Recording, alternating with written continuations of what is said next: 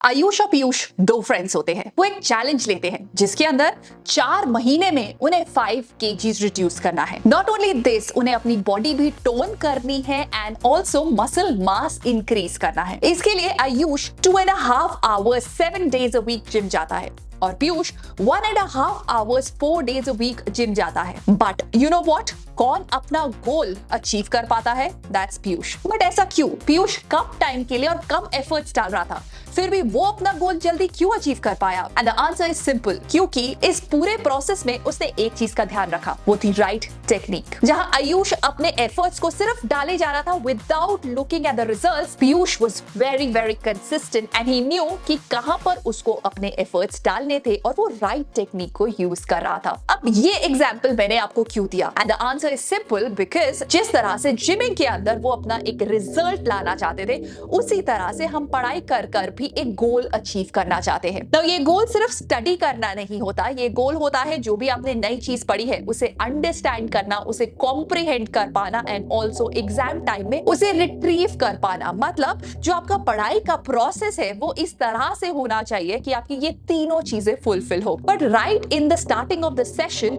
किस तरह से पढ़ाई की जाए, उसका सबसे इंपॉर्टेंट पार्ट है how should you take notes. अगर आपने इस एस्पेक्ट को कवर कर लिया तो किस तरह से आप पढ़ाई करेंगे, किस तरह से आप रिवीजन रेडी होंगे, ये सब बहुत इजीली कवर होता ही जाएगा।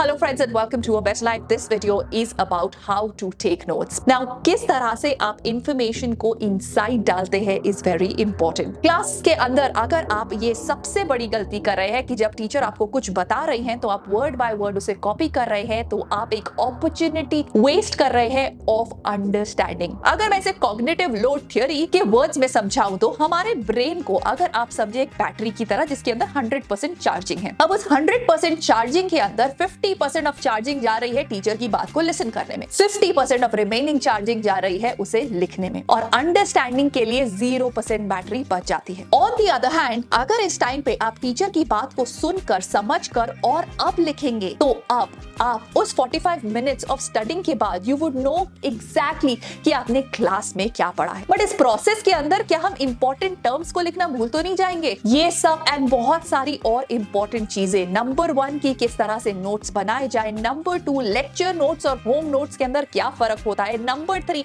होम नोट्स किस तरह से बनाने चाहिए, एवरीथिंग मैं आपको बताने वाली हूँ इस वीडियो के अंदर। So keep watching the video till the very and. ये वीडियो बहुत इंपॉर्टेंट होने वाला है हर स्टूडेंट के लिए, चाहे आप स्कूल में हैं, कॉलेज में हैं या आप कुछ भी नया लर्न करना चाहते हैं। ये वीडियो आपकी लर्निंग को लेके जाएगा on a different level. So let's begin with the video.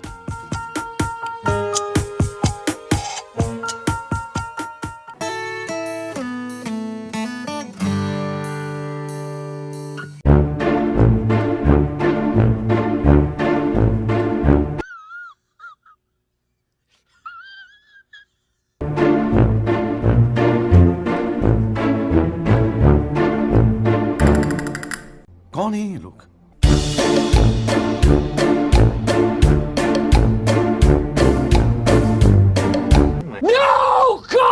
Video को स्टार्ट करते हैं सबसे पहले कि नोट्स किस तरह के होने चाहिए। नोट्स क्या एस्थेटिकली प्लीजिंग नोट्स होने चाहिए? नो।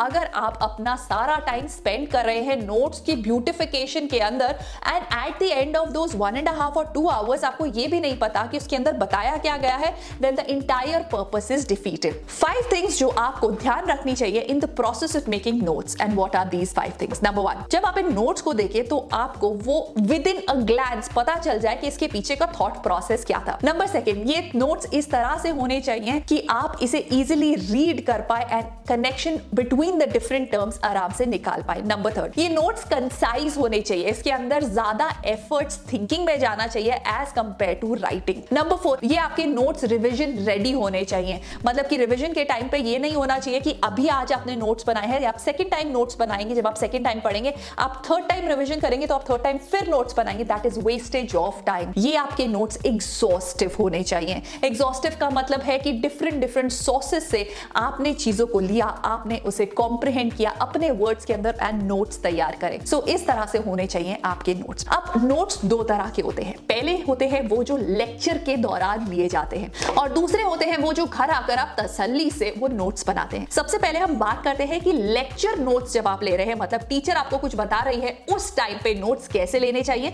और उसके अंदर किन किन चीजों का ध्यान देना चाहिए। नाउ लेक्चर नोट्स का मतलब है आप क्लास में हैं, क्लास में टीचर आपको एक कॉन्सेप्ट बता रही है, तो इस टाइम पे आपको इन 5 चीजों का ध्यान देना है। नंबर 1, क्लास में जाने से पहले प्राइमिंग करके जाना बहुत इंपॉर्टेंट है। मतलब जो भी पढ़ाया जाने वाला है उसको पढ़ के एक दिन पहले जाना इज वेरी इंपॉर्टेंट। उससे आपको यह समझ आ जाता है कि टीचर क्या इंपॉर्टेंट बताने वाली है और जो इंपॉर्टेंट बता रही हैं उसके कीवर्ड्स आप क्विकली कैच कर सकते हो। नंबर 2, जब आप क्लासरूम के अंदर लेक्चर के अंदर नोट्स ले रहे हो, so second most important thing is कि आपको सारा फोकस देना है ऑन अंडरस्टैंडिंग। जो कॉन्सेप्ट समझाया जा रहा है उसको अंडरस्टैंड करेंगे, बट इतना जल्दी चीजें समझाई जाती है, हम लिखे या चीजों को समझे। द पॉइंट इज कि आप समझिए और सिर्फ उसके कीवर्ड्स को लिख लीजिए कुछ इस तरह से। जब आप ऐसे कीवर्ड्स को लिखेंगे तो आप घर आके इसे कॉम्प्रिहेंड कर पाएंगे अपने वर्ड्स के अंदर। पर अगर आपने समझने को प्राइमरी ऑब्जेक्टिव ना रख के सिर्फ चीजों को कंप्लीट करने में पूरा एफर्ट लगा दिया तो आप कुछ भी उस टाइम पीरियड में समझ नहीं पाएंगे। It will be a wastage of time. Number 3 thing is skimming through the notes. जैसे ही आपका लेक्चर फिनिश हो,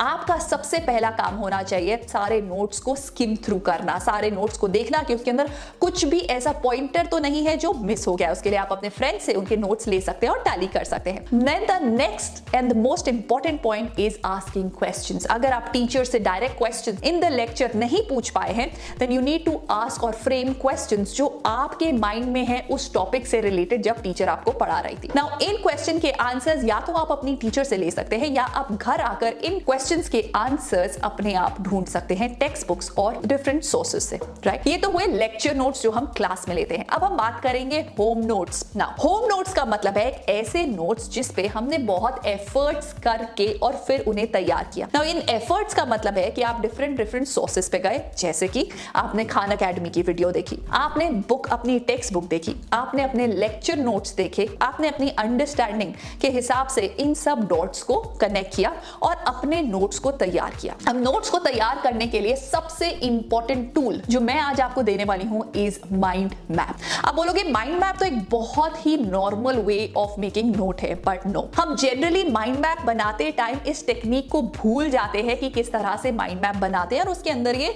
बेसिक गलतियां कर देते हैं। इन बेसिक गलतियों को करने की वजह से उसका पूरा पर्पस डिफीट हो जाता है। तो लेट्स सी कि किस तरह से हम माइंड मैप बनाए ताकि हमारी लर्निंग बेटर हो पाए and we can do higher order of thinking. ये तो हम सब जानते हैं in the coming year CBSE और किसी भी अदर बोर्ड के अंदर जिसके अंदर आप स्टडी कर रहे हैं, the main focus will be on conceptual knowledge, मतलब कि कॉन्सेप्ट किस बारे में बात कर रहा है rather than rote learning. So if you want to step up from the rote learning to conceptual knowledge, you want to go in the depth, then mind map is the perfect solution. Mind map क्या करता है, कैसे बनाना है? Let's begin and see that. सबसे पहले हम main idea, the central idea जिसके बारे में हम बात कर रहे हैं उसको मिडिल में लिखेंगे। उसके बाद हम इसकी ब्रांचेस निकाल कर और मेन पॉइंट्स डालेंगे। मेन पॉइंट्स को और सेंट्रल आइडिया को डिफरेंट कलर थीम देंगे। डिफरेंट कलर थीम देते ही हमें यह समझ आ जाएगा कि ये मेन आइडियाज है। मेन आइडियाज और मेन आइडियाज के नीचे के जो सब आइडियाज जो हम दे रहे हैं वो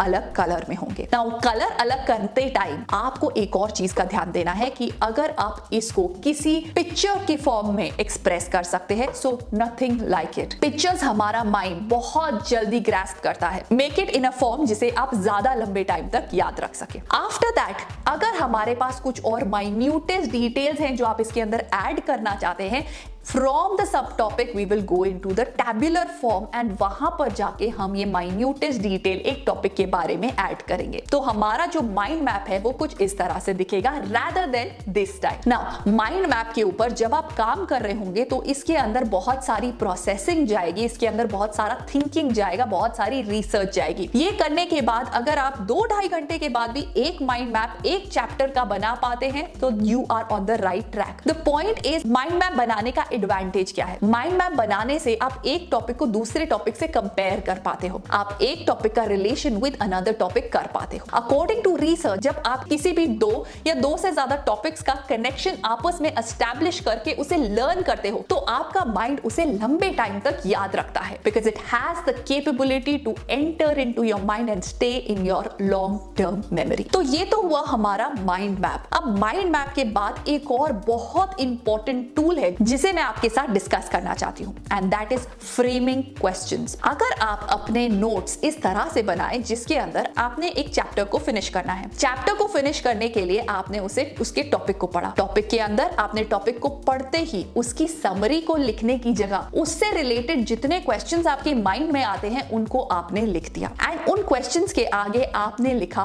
उसका पेज नंबर। ये लिखने के बाद आप नेक्स्ट टॉपिक पे गए, उस पे भी आपने सेम चीज करी, थर्ड टॉपिक सेम चीज, फोर्थ टॉपिक सेम चीज।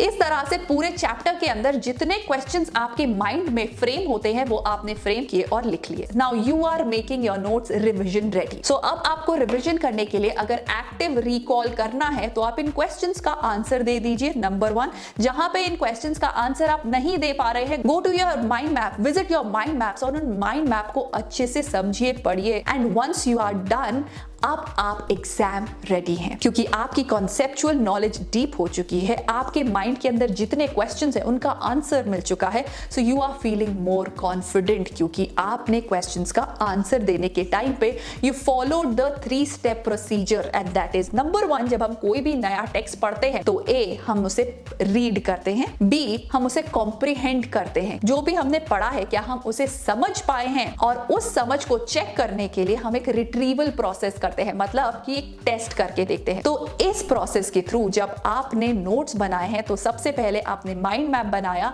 फिर आपने जब second reading of text book करी तो आपने उसके अंदर से क्वेश्चंस फ्रेम करे, and third time you will do the active recall method. इस तरह से हम अपनी पूरी पढ़ाई करेंगे, एंड अगर आप स्टार्टिंग ऑफ द सेशन से ही इस तरह से पढ़ाई करेंगे तो यू विल रियलाइज दैट आप बहुत बेटर तरीके से पढ़ाई कर पा रहे हैं, and you will get better result. Alright, so with this I'll take your leave and I'll see you in my next video. Till then, take care of yourself and do try out these techniques. Bye bye. Subscribe for more such videos.